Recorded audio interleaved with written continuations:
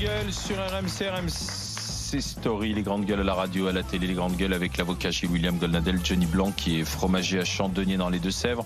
Nous sommes avec Fatima Idbounoua, professeur de français, midi moins le quart. Tout à l'heure, le GG, vous reprenez la parole avec les grandes gueules et au 32-16, il y aura notamment un appel pour Johnny en ce qui concerne la rédaction des directives anticipées, mon cher Johnny.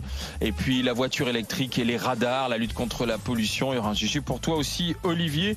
Et peut-être un dernier GG, vous, pour l'ami Johnny Blanc, décidément, qui s'est fait beaucoup d'amis au 32-16 tout à l'heure. Sur le CRS qui va passer aux assises. Bref, ce sera tout à l'heure. Les grandes gueules, le GG et vous. Le grand oral, c'est maintenant. RMC, le grand oral des grandes gueules.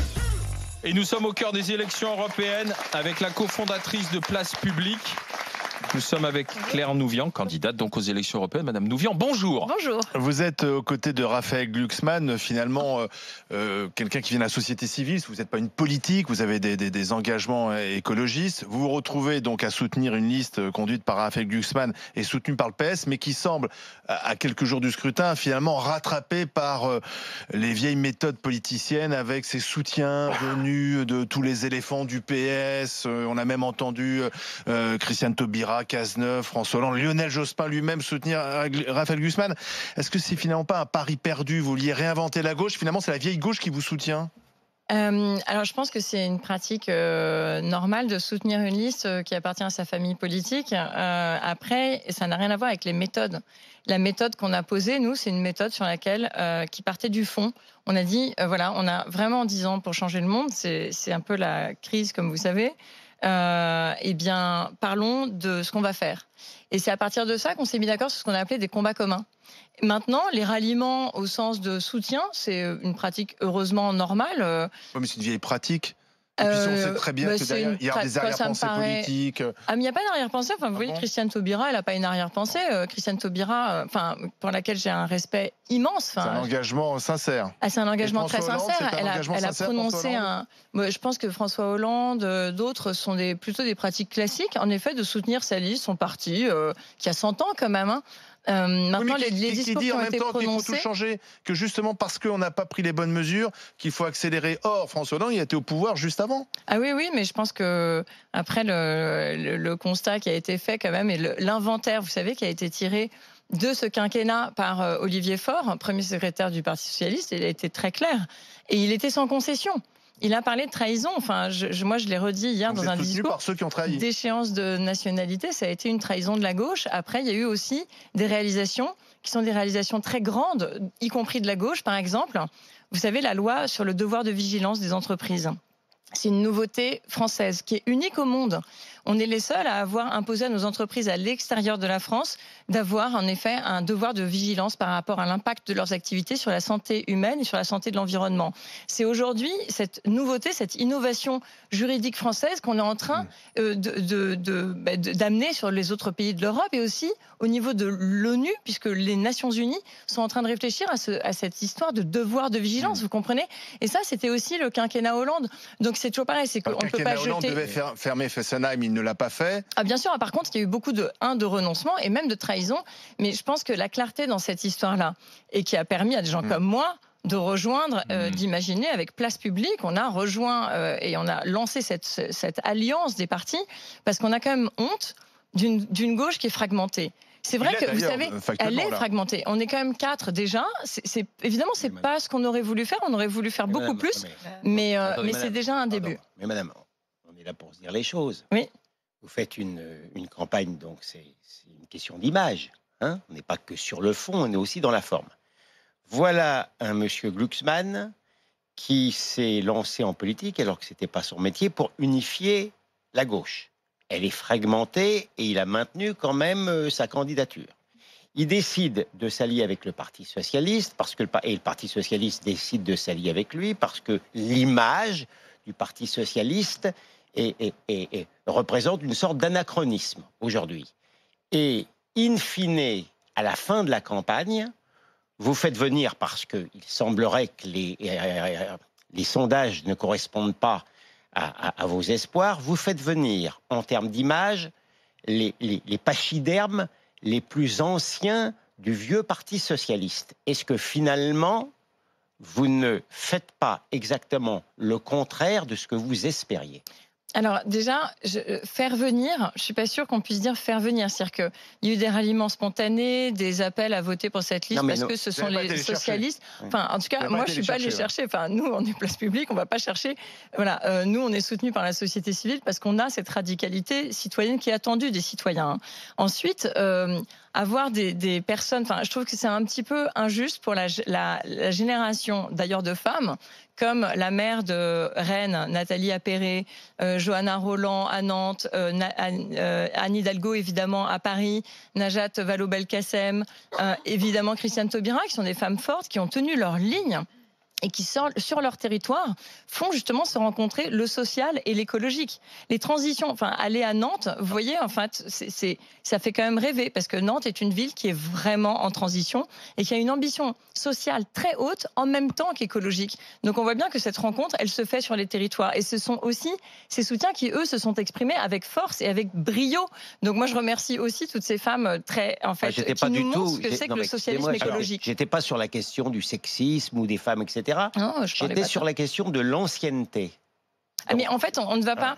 C'est tout le sujet entre, évidemment, être en politique ou ne pas être en politique. On ne va pas gommer l'histoire de la France, l'histoire politique et du PS, évidemment que non. Et à partir du moment, et c'est la raison pour laquelle moi je peux m'engager en politique, c'est que on est parti de ce constat, donc de ces combats communs, c'est-à-dire d'une feuille de route qui va être mise en œuvre au Parlement dans les 5 prochaines années. Non. Pourquoi non ? Parce que vous n'enverrez aucun député au Parlement européen si on suit au sondage. Vous êtes à 3,5%. On n'est pas du tout à 3,5%. Ça varie entre 3 et 5. Mais enfin, là, il y a entre 3,5 et 6. Non, excusez-moi, c'est un flop, hein, place publique, là. Vous vous gaufrez lamentablement, Claire Nouvian. Moi, je veux bien que vous incarniez le renouveau, mais vous êtes en bas de l'échelle. Et historiquement, la gauche et le PS n'enverra peut-être pas, c'est pas encore fait, de députés. Pour ça, je dis peut-être pas de députés au Parlement européen. Donc, c'est un crash total. Eh bien, écoutez, c'est votre jugement, il vous appartient. Je pense que vous prenez. Non, mais vous n'êtes pas à 7, à 8, à 9, à 10. Là, vous êtes entre 0 et 5. Qu'est-ce qui peut faire basculer les choses d'ici dimanche ? Alors, je trouve que c'est votre jugement. C'est votre jugement, il vous appartient. C'est les sondages. Mais les sondages qui aussi. Alors, vous allez prendre le sondage le plus bas. Il y a d'autres sondages qui nous mettent à 6 ou 6,5. Ah, par contre, je suis désolée, moi, je vous avoue, je passe pas mes journées à lire les sondages. Mais c'est ce qu'on m'a dit hier soir. Mais en même temps, ça fait peu de députés et c'est très en deçà de ce que la gauche peut espérer. Mais en fait, vous savez, on n'a jamais, par contre, espéré faire. Enfin, si, je trouve que les idées de gauche devraient faire 25%, 30%. Mais on n'a jamais espéré être à ce niveau-là, à cette élection. On a bien conscience qu'on remonte, on reconstruit la gauche par la face nord, bien sûr. Mais cette histoire aurait été évidemment une histoire de succès si on avait réussi à réunir toutes les forces de gauche. C'est bien ce que je vous disais. Mais on est bien d'accord. Mais pour des questions, vous avez remarqué que cette élection est quand même, il y a un enjeu présidentiel qui est à peine masqué, soit dans les discours, soit dans les stratégies personnelles qui ont été faites par les différents candidats et que nous, on regrette. Enfin, nous, on avait proposé la tête de liste à Yannick Jadot. On a tout le temps demandé à Benoît... Attendez, finissez. Alors, c'est une guerre d'ego quand vous dites... Ah oui, nous, on regrette qu'il y ait eu des stratégies isolationnistes sur cette élection. Vous pensez à qui, par exemple ? À Yannick Jadot et à Benoît Hamon, de toute évidence. Mais après... C'est pas grave, si l'alliance se fait pas avant, du coup on la fera juste, je pense, au lendemain des élections. Vous êtes sûr de ça ? Sûr non, puisque vous savez, malheureusement, je ne suis pas devin. Non, mais des mots sont échangés parfois assez durs entre les uns et les autres. Alors moi, c'est aussi ce que je regrette, c'est-à-dire que je pense que Yannick Jadot est un très bon député européen. Il se trouve simplement qu'il appartient à un groupe au Parlement européen, parce qu'il faut quand même parler de l'impact des groupes. Ce qu'on a gagné avec Yannick, on s'est battu avec Yannick Jadot sur la pêche en eau profonde. Eh bien, la pêche en eau profonde, on a perdu notre vote au Parlement le 10 décembre 2013, parce qu'on n'avait pas le soutien des socialistes. Et on a gagné la pêche électrique parce qu'on avait le soutien des socialistes. Pas seulement, parce que l'association que j'ai fondée, Bloom, est allée chercher aussi des voix chez les conservateurs slovaques, britanniques. On a fait tout ce travail-là de terrain. Mais on gagne nos votes quand on arrive à faire basculer le bloc des sociodémocrates, c'est-à-dire en gros les socialistes européens. C'est pourquoi... En fait, rejoindre une liste qui va envoyer des députés dans un groupe social-démocrate. Vous savez que depuis 15 ans, le Parlement européen est dominé par la droite conservatrice, le groupe PPE. Il y a deux grands groupes, le PPE et les sociaux-démocrates. Et les sondages européens donnent le groupe social-démocrate, c'est-à-dire la gauche, à seulement 20 sièges, 21 sièges d'écart avec le PPE. C'est-à-dire que si les Français vont voter pour notre liste, eh bien qu'on envoie quelques députés de plus, vous vous rendez compte que pour la première fois depuis 15 ans, on pourrait en fait dominer, être le groupe dominant au Parlement européen, c'est-à-dire qu'on dicte l'agenda.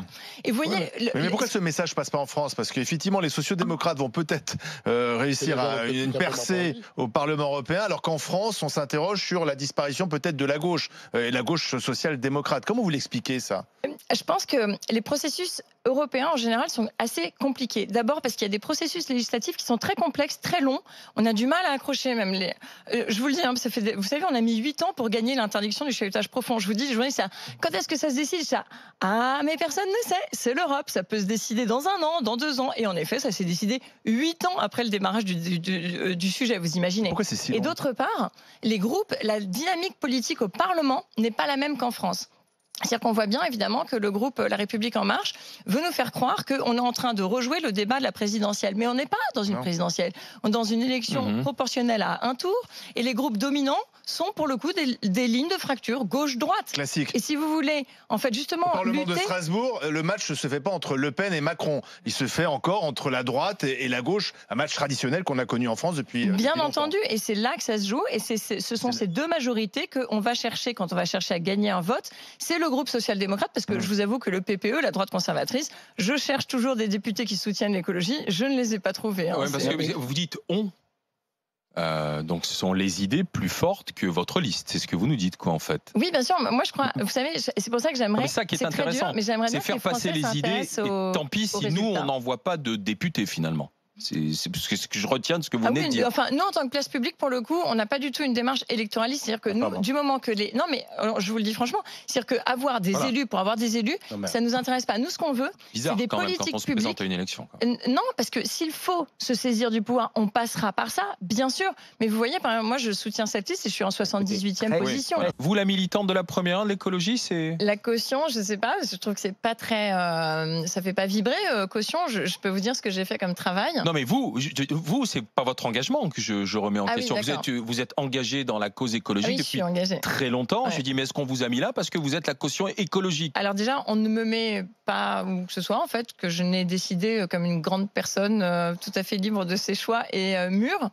J'ai décidé de porter avec conviction, parce que tous les soirs en meeting depuis 60 jours, cette liste, parce que nous avons fait un travail très sérieux. C'est pour ça que notre programme est sorti tard. Contrairement à La République En Marche qui avait en fait une vacuité à cacher, nous on a vraiment négocié une ambition écologique radicale. Et je pense à la radicalité, que je dis toujours radicalité républicaine, parce que c'est une radicalité qui veut qu'on rentre dans les institutions pour changer les lois et rentrer dans la racine. Vous savez, radicalité, ça veut dire racine. Et c'est monter à la racine des problèmes. Exemple de cette radicalité comme mesure, qu'on comprenne pourquoi elles sont radicales. Eh bien, par exemple, ce qu'on a négocié longuement, ça va vous paraître un point de détail, et pourtant ça ne l'est pas, c'est que dans la transition écologique, notamment dans la transition énergétique et donc l'isolation thermique des bâtiments, ce ne soit pas fait avec des matériaux qui sont polystyrène, béton, qui vont avoir un impact sur l'environnement par ailleurs, mais que ce soit fait avec des matériaux biosourcés.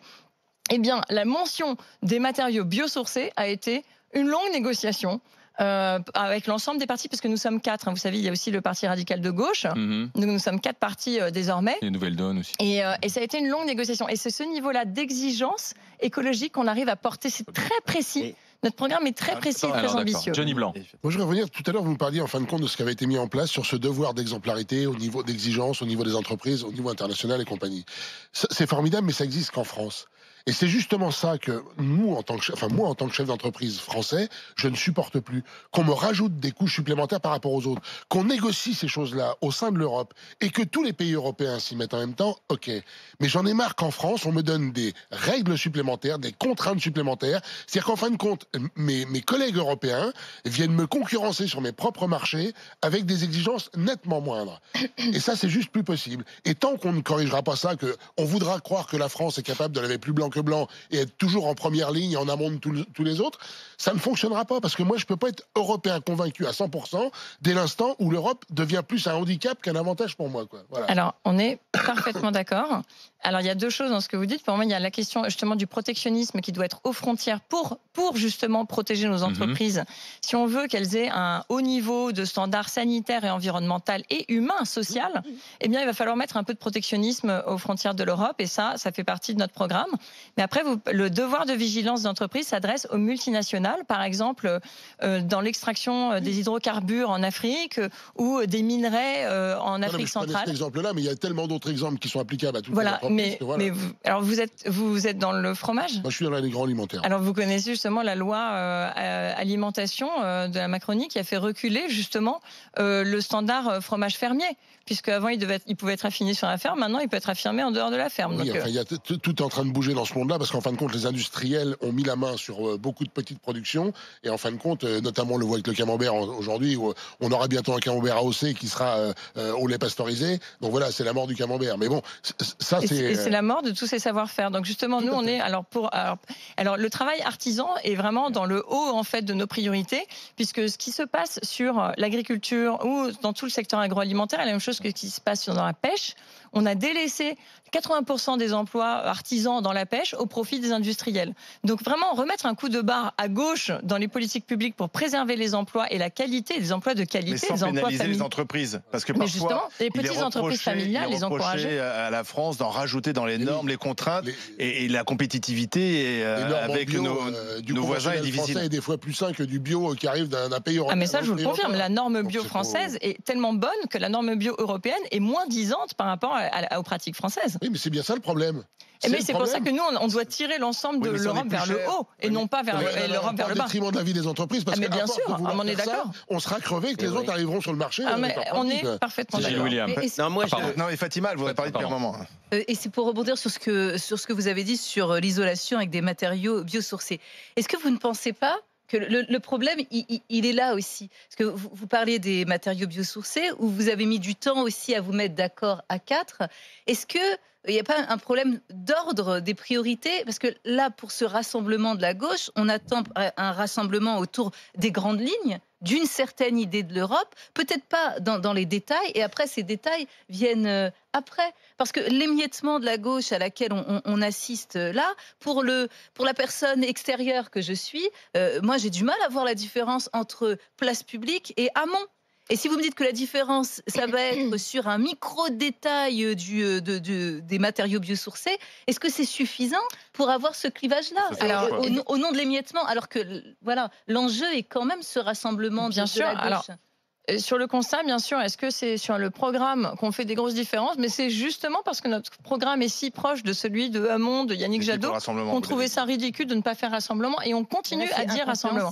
En revanche, attention, le détail sur les matériaux biosourcés, c'est parce qu'on était d'accord sur le fait que la lutte contre l'évasion fiscale, que la protection sociale, que la protection des entreprises françaises et européennes, c'est là-dessus, on était tellement d'accord là-dessus qu'il n'y a pas eu de débat. Donc le débat s'est fait sur le niveau d'ambition écologique. Dans le détail, forcément. Je voudrais qu'on aille un peu plus loin, parce que ça, on a parlé de l'union de la gauche, mais vous êtes fait connaître du grand public dans un débat houleux sur une chaîne info. Je ne vais pas y revenir, vous en êtes expliqué, mais ça pose la question de la façon dont on essaie de faire comprendre aux gens qu'il faut changer, peut-être de façon de rouler, de façon de consommer. Parfois, il y a ce côté punitif de l'écologie, contraignant, et de la bonne parole qui devient une pensée unique en disant oui, mais c'est comme ça, et il faut l'accepter. Il y a eu ce débat sur la taxe carbone. Moi, je me souviens très bien au début, si on commençait à émettre des doutes sur la taxe carbone, on était traité de beauf, de n'ayant pas compris, de vouloir à tout prix rouler au diesel. Sur le changement climatique, on a l'impression qu'on peut plus faire de débat, puisqu'il y a espèce voilà, c'est le GIEC qui a raison, et donc il faut forcément aller dans cette idée. La maire de Paris est souvent accusée d'être très autoritaire, directive, en prenant des décisions sans concertation, en expliquant oui, mais c'est pour votre bien, donc puisque c'est pour votre bien, vous devez l'accepter. Est-ce que c'est vraiment la bonne méthode? Est-ce que ça marche en fait?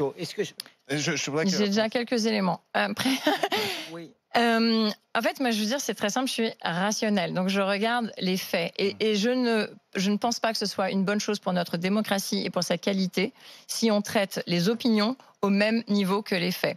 Donc, mon sujet sur le climato-scepticisme, c'est pas le fait qu'il y ait un débat Après, sur les scénarios, il y a des scénarios différents. Les climatologues ne sont pas tous d'accord entre eux pour vous dire, on est tous d'accord pour dire qu'il va y avoir un effet d'emballement, il va y avoir un effet domino à partir du moment où on dépasse le cap des 2 degrés. On peut passer tout de suite à 6 degrés. D'autres disent non, ça va être 5. D'autres vont vous dire non, ça peut être pire. Quel va être le niveau d'entraînement des effets climatiques extrêmes, des événements comme les ouragans, les sécheresses, les inondations? Ça, c'est compliqué à prédire de façon très sûre. Et il y a des débat scientifique, bien sûr. En revanche, traiter des faits comme si c'était des opinions en disant, alors qu'il est établi que les activités humaines ont mené à un emballement, en effet, de l'instabilité climatique et du réchauffement, ça, c'est pas une opinion, c'est un fait. C'est pas sur ça que je voulais vous interroger. C'était sur la façon de changer les choses. Et alors là, après, on est un peu dans une pensée unique, parce que là, pour le coup, il n'y a pas de fait avéré, et on peut avoir des opinions différentes sur la façon d'y arriver. Bien sûr. Mais les ça, par contre, écologistes... moi, j'ai jamais dit. Moi, j'ai jamais dit. Je sais, par exemple, vous aimez bien ce que fait Anne Hidalgo à Paris. Ah oui, tout à fait. Mais par contre, donc, comme il y a plusieurs choses, je vais essayer de. Mais sur la méthode, je pense que, et je regrette d'ailleurs qu'on ait assez peu de tribunes en fait pour parler finalement très factuellement de l'écologie, parce que je pense qu'un monde qui bascule vraiment dans justement la rencontre du social et de l'écologie, c'est un monde dans lequel on va vivre mieux. On va vivre mieux, on sera moins malade, on aura moins de cancer, on aura moins de problèmes de santé, on aura moins de problèmes liés à la pollution de l'air, on va manger de meilleurs fromages, on va manger une meilleure alimentation. Sauf que quand vous interdisez quelqu'un de prendre sa voiture parce que vous estimez qu'elle est polluante, la personne, elle ne vit pas mieux à ce moment-là, elle le vit mal. Oui, donc, mais vous savez, c'est très ingrat de prendre des mesures fortes pour protéger la santé des citoyens. Ça passe peut-être par une forme d'ingratitude de la part des citoyens, mais vous savez que tous, regardez. En fait, il n'y a pas longtemps, justement, nous étions avec Anne Hidalgo sur le... Ça ne marche jamais. Je vous raconte une petite anecdote parce que j'ai trouvé que c'était vraiment intéressant. Nous étions sur les quais, les voies sur berge qui sont donc piétonnisées et qui ont suscité énormément de débats, vous savez, et beaucoup d'opposition. Et il y avait un monde fou, il faisait beau, c'était absolument génial. Et bien, des gens qui étaient là nous ont dit, vous savez, j'étais très opposée à la piétonnisation des voies sur berge et je vous remercie. Et il disait à la maire de Paris, je vous remercie parce que de toute évidence, c'est ce qu'il nous faut, c'est-à-dire des politiques publiques. Alors, par contre, je ne laisserai pas dire que les politiques d'Anne Hidalgo sont faites sans concertation parce qu'elle est dans une concertation au contraire très forte. Le fonctionnement de la mairie, mais vraiment, je l'ai vu maintenant de près. Oui, mais on est tous parisiens, on le voit aussi. C'est un fonctionnement qui est très ouvert. Oui, d'accord. Alors, Gilles-William Goldnadel. Je rejoins les critiques qui viennent d'être dites, mais moi, je vais plus loin. Je vais plus loin et la critique que je vais vous faire, elle concerne en vérité l'ensemble de la gauche et elle peut expliquer largement l'exaspération que cette manière de faire de la politique peut inspirer et expliquer les piètres sondages que l'ensemble de la gauche. C'est le côté prêchi-prêcha.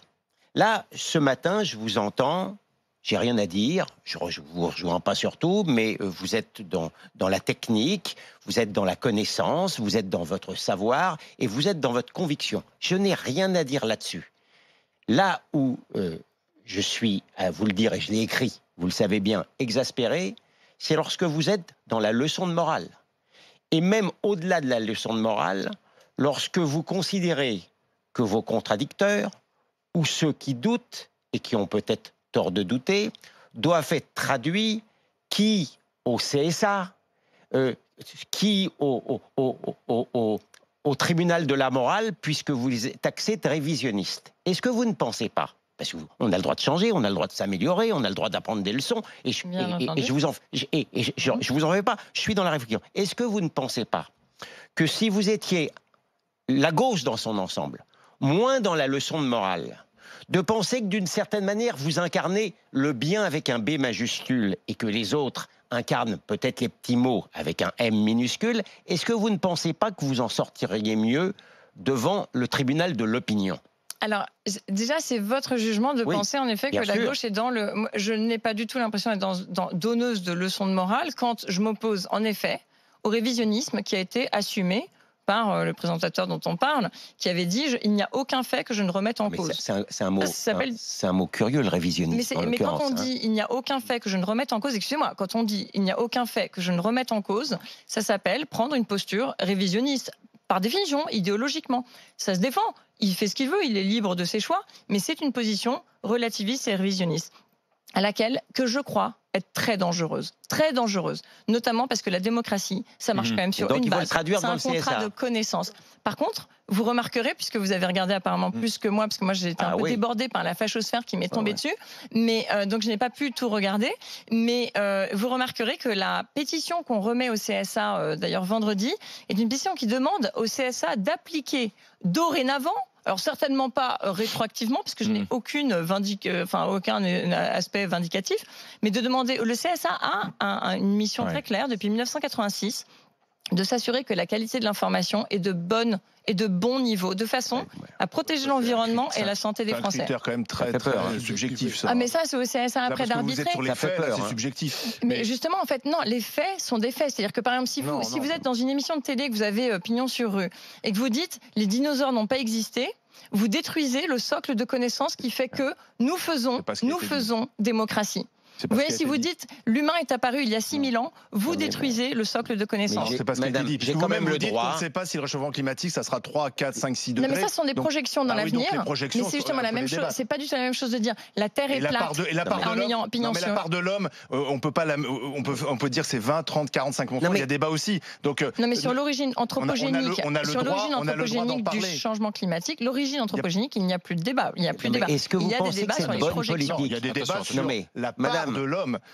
Est-ce qu'elle est importante, très importante, etc. Bien sûr qu'il y a des débats. La part, on a le droit de se poser la question de la part de l'homme dans le mouvement du réchauffement climatique. Mais je ne pense pas que le débat actuel, vous savez vu, enfin vous savez ce qui s'est passé aux États-Unis. Est-ce que vous avez vu le livre de Nathaniel Rich, un journaliste du New York Times qui vient de sortir un livre qui s'appelle Perdre la Terre, et donc il montre factuellement comment en 1979 il y avait aux États-Unis un consensus entre les politiques, les médias, l'opinion publique et les scientifiques sur le réchauffement climatique. Et ensuite, il y avait consensus, imaginez ça. Donc, on était là, à 2 doigts d'une action publique forte qui aurait permis de nous éviter d'être sur des trajectoires carbone absolument désastreuses.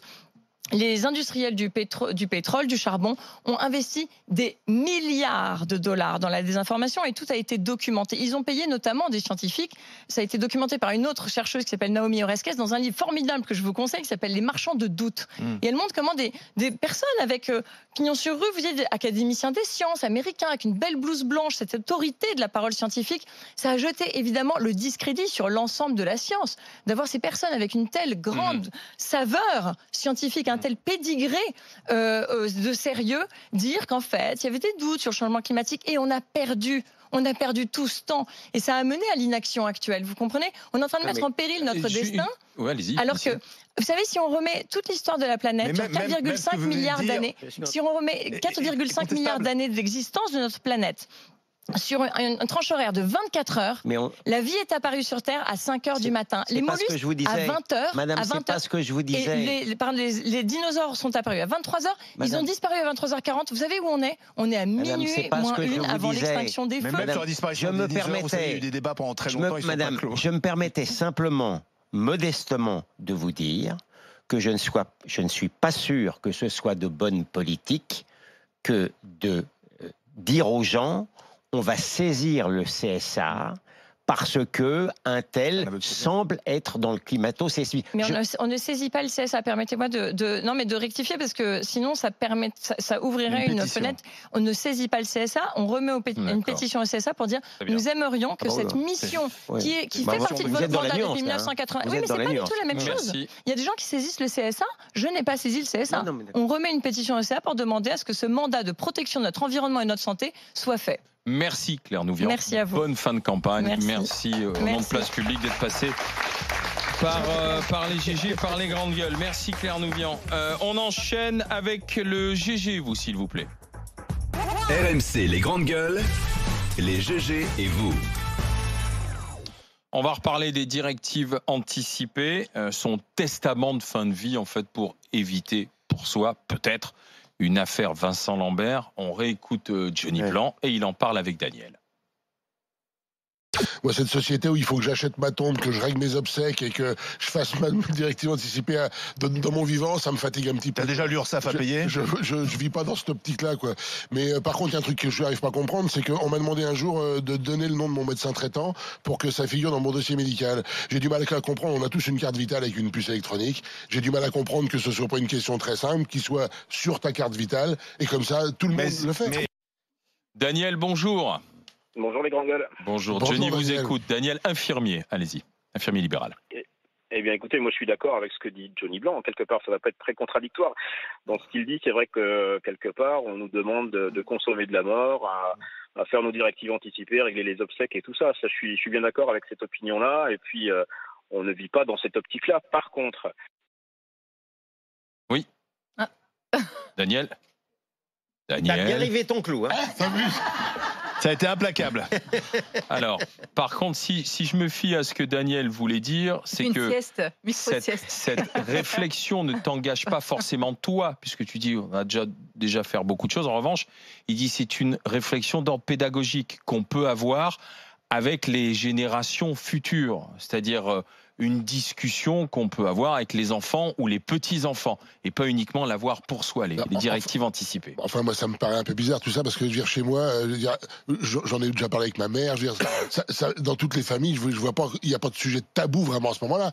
Bien sûr. Ah si, la mort et la fin de vie, c'est un sujet tabou. Oui. Ouais, enfin, moi, si, peut-être pas dans la famille de Monsieur Blanc. Non, mais tu parles pas de ça tous les matins quand tu prends ton petit déj, effectivement, mais je veux dire, on parle fromage chez les Blancs. Voilà, exactement, et rien d'autre. Effectivement, regarde le truc, sans parler de fin de vie, ne serait-ce que de savoir si... Daniel est là, pardon. Allez-y, Daniel. Finissez votre point. Je m'excuse. Je vous en prie. Une erreur technologique. Donc, pourquoi ne pas débattre avec les ados de ça voilà.